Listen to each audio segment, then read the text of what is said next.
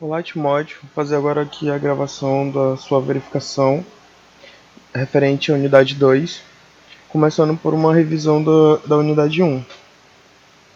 Então, uh, eu tenho aqui os requisitos que eu tinha encaminhado. A primeira coisa foi que os atributos do modo 001 não foram apresentados conforme o solicitado. A estrutura principal da AP estava diferente. Você tinha colocado os blocos como atividade. Eu vi que você já arrumou isso, certo? No entanto, essa primeira modo 001 aqui, que é a AP, ele não deveria conter as atividades. A única coisa que eu quero dizer aqui é que o seu modo de apresentação ele deveria ser salvo somente mostrando os blocos e os marcos também, certo? Então, por exemplo, indireto aqui também não ia entrar. Iam ser só os blocos. Isso aqui também não ia entrar. E assim que seria salvo esse modo de visualização. Eu não vou salvar o arquivo porque vai alterar seu arquivo já. Porque a gente está tratando só da app por enquanto. Certo? Outra coisa. Os campos de risco foram criados. Vi que você já arrumou aqui os nomes também, conforme o caderno pediu. O modo 05. O modo 05 ele ainda está sendo apresentado de maneira incorreta. Eu não sei direito o que aconteceu aqui quando você fez, mas creio que você faltou atualizar o seu modo. Você tem que vir aqui Update by Fields. E aí ele vai reorganizar, certo? Essa parte aqui ele está mostrando corretamente, mas essas atividades elas não deveriam estar aparecendo. Quando eu tentei aqui fazer esse update, ele me aparece essa mensagem. Então, eu não sei se vai aparecer para você também. Caso apareça, eu recomendo que você refaça essa EAP, essa WBS, novamente, seguindo o mesmo passo, e para atualizar os campos que você criou. Entendeu? Vai ficar organizado novamente. Aqui, unidade 2. Eu quero mostrar isso aqui. A nomeação, certo? A nomeação ela vai ser importante, porque num projeto muito comprido, muito complexo, além do código, né, que você vai usar para referenciação, a atividade ela vai ser importante para que quando você bata o olho você já identifique de onde ela faz parte, certo? E do que se trata. No caso aqui, a formatação utilizada vai ser do pavimento, mais do bloco e da ação produtora. Essa daí vai ser da atividade, certo? Ou seja, essas atividades aqui, transportar, elas deveriam ter um modelo do tipo pavimento, que no caso aqui você usou pavimento 1, né? Pav 1, hífen, bloco, certo? Bloco, F e a atividade, no caso, transportar.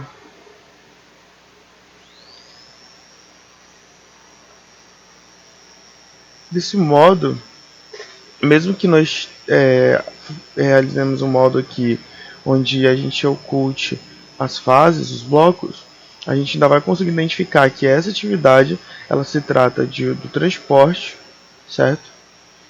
Do bloco F, relacionado ao bloco F, no pavimento 1. Entendido? Então elas devem seguir essa nomeação justamente para facilitar futuramente a identificação das mesmas. Indo agora para a verificação dos requisitos da unidade 2.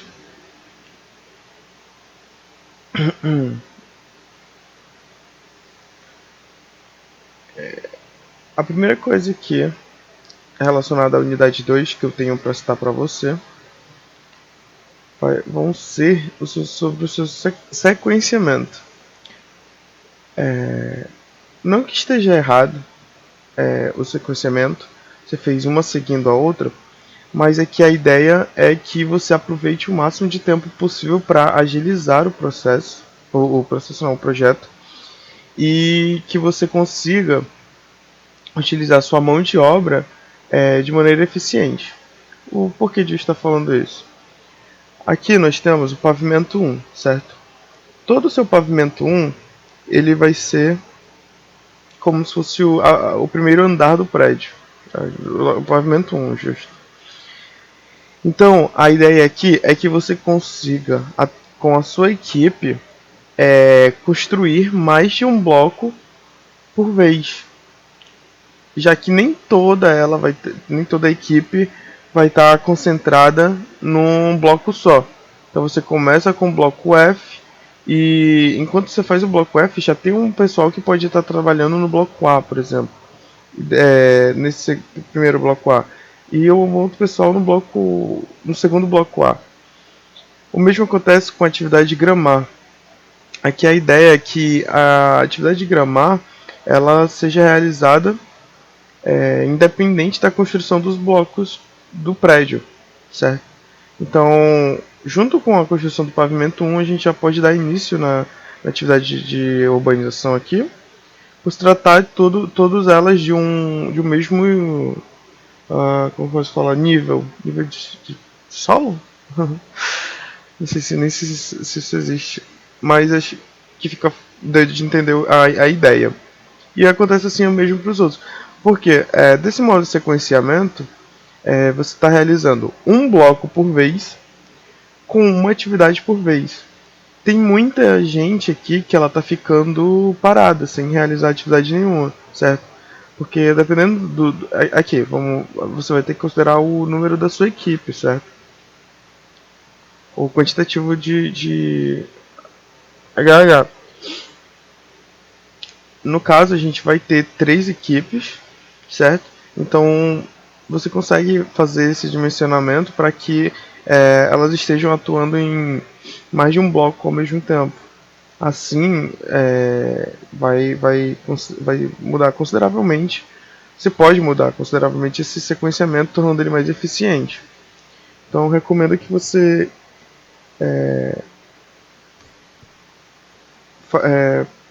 assim, procure fazer um sequenciamento utilizando talvez em paralelo alguns blocos do mesmo pavimento. Assim, claro que o pavimento 2 você só vai começar depois que terminar o pavimento 1 inteiro, né? Mas entre os blocos do pavimento 1, você pode começar a fazer alguns em paralelo. Algumas atividades elas podem ocorrer em paralelo, certo? Então, isso é importante pensar para a eficiência do seu projeto, do tempo do projeto, para que a sua equipe também não fique estagnada em algum momento, parada por esperando alguma coisa, certo? Sempre analisando o possível. Então, aqui a primeira dica seria sobre sequenciamento, que ele está, como posso falar, ele claramente pode ser, não está errado, mas não está eficiente, certo? Você está tendo um desperdício de HH aqui, de tempo, devido ao tipo de sequenciamento que você utilizou. Certo? Agora deixa eu abrir aqui rapidinho. Unidade 2. A unidade 2 ela vai começar adicionando as atividades, certo? Só quero pegar aqui o primeiro modo, se ela começa modo 10. Isso. Nesse modo 10, a gente falou do sequenciamento, uh, da nomeação, certo? E eu percebi aqui que você fez uma diferenciação no sua codificação.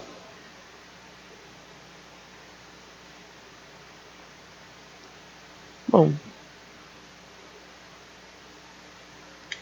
a gente recomenda que fosse usado a sua número de matrícula, mas para efeito didático ele tá interessante.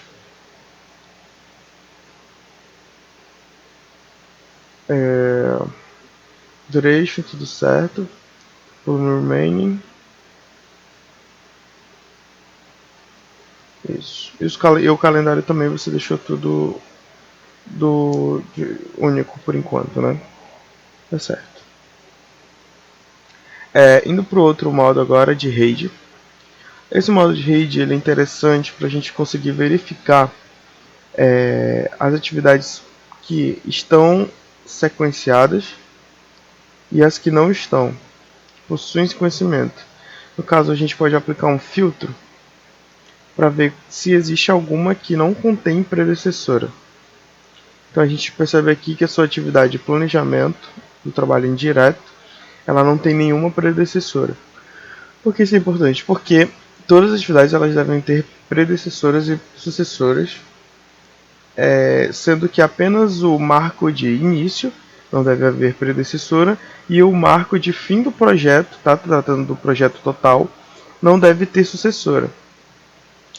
Então, o seu marco inicial, ele está aparecendo aqui que ele tem predecessora, certo? Porque ele não está aparecendo nesse filtro onde não mostra quem tem predecessora, e o seu planejamento não tem predecessora. Então, vamos tirar aqui o filtro, analisando aqui o início do projeto, links. A gente consegue ver que a predecessora do início do projeto está sendo planejamento. Ou seja, o link que você fez aqui provavelmente era para ser início do projeto e sucessora planejamento, acabou sendo criado o inverso. Então, a ideia é que seja início para planejamento. Só que como a gente vai conseguir criar isso aqui, a gente vai lá, aí apaga, certo? E agora realiza um novo link. E pronto. Agora quando a gente pede para verificar quem não tem predecessora, vai aparecer apenas o marco de início do projeto, certo? Tirando o filtro, vamos fazer essa mesma análise agora para sucessoras. As sucessoras, se existe alguma atividade, verificar, né? Se existe alguma atividade que ainda está sem sucessora. Término do projeto. Então esse aqui está conforme, certo? Término do projeto ele não deve ter sucessora. Supervisão. Por se tratar de uma atividade RAMOC dinâmica, ela não vai ter sucessora, certo? O sequenciamento dela é diferente. Espero que você tenha entendido. Bom, está correto. E aqui nós temos o que? Os marcos que você criou de início e término de cada pavimento. Elas devem conter predecessoras, já que não se tratam do início e do término do projeto, certo? Então, por exemplo, o início do pavimento 1, ele está interligado com o início do trabalho direto, certo? Ou com o próprio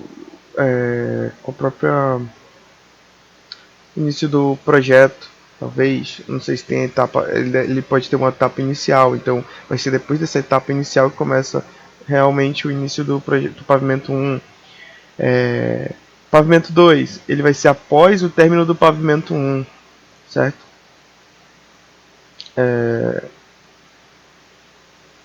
O pavimento 3 vai ser após o pavimento 2, entendeu?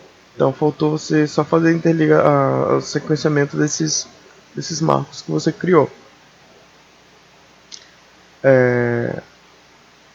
Certo? Tirando aqui o filtro. Vamos lá. Planejamento dos marcos. Certo. Indo agora para o próximo modo, lista de atividades restritivas.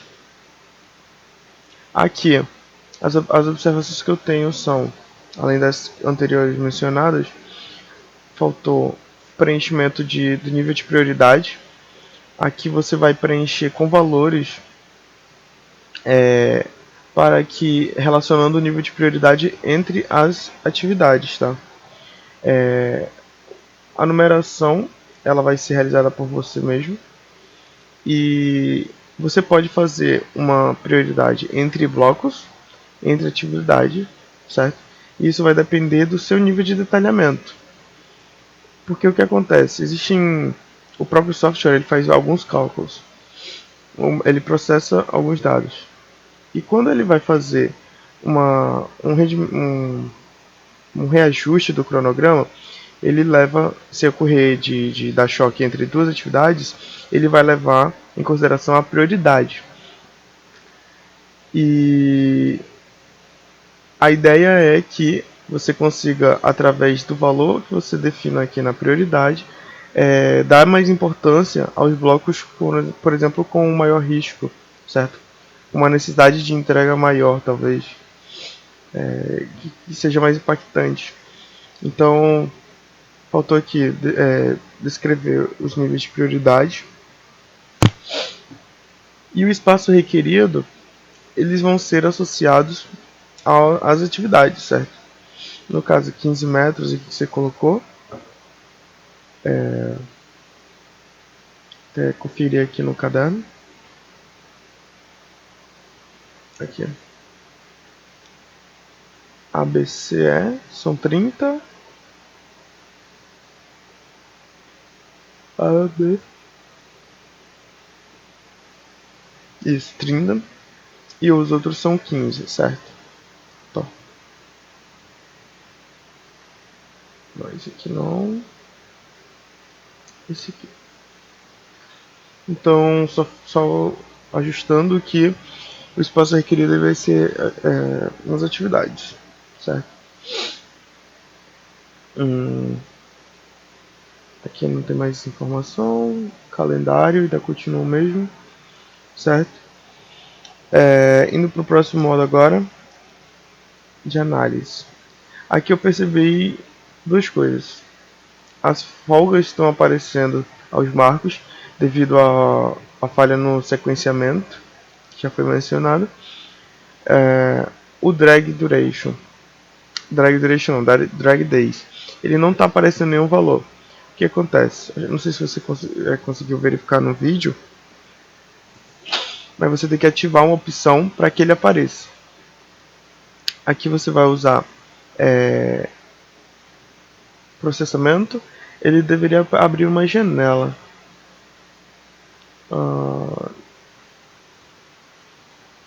Eu vou usar aqui o do recurso, porque não está aparecendo essa janela e agora eu não estou.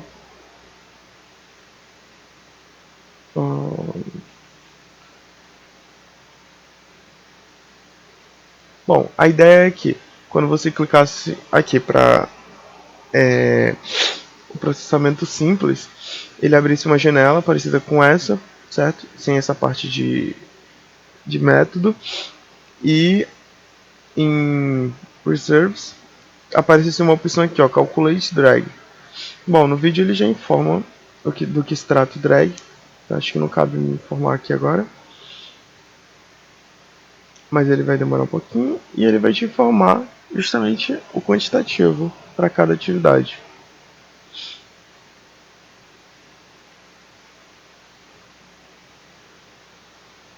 Demorando um pouquinho.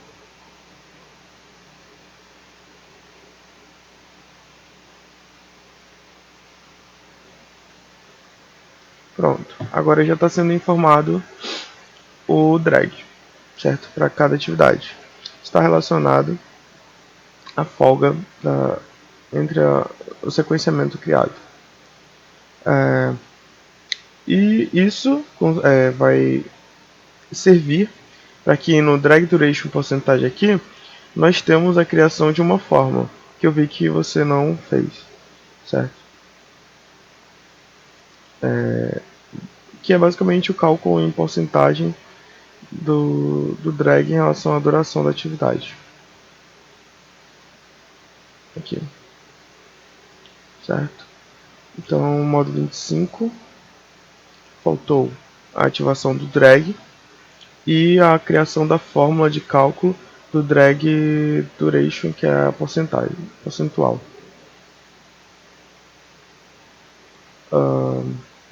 E provavelmente com esse seu novo sequenciamento você vai ver que esses valores vão alterar alguns e esses daqui também vão alterar, certo? Recomendo que, com base na análise de float, devido ao seu sequenciamento ser de um por vez, ele não está mostrando aqui nenhuma folga, certo? Fora os marcos que você ainda não fechou o sequenciamento. Então, depois que você ajustar esse cronograma, tentando tornar mais eficiente a utilização da sua equipe, você vai ver que vai se obter aqui outros valores, e essa análise de atividade crítica você vai ter que realizar novamente, certo? Com base na folga total e na folga livre. Drag duration. A nomenclatura dos blocos já foi mencionada, espaço necessário também, e os valores da prioridade. Então aqui eu termino a verificação da sua unidade 2.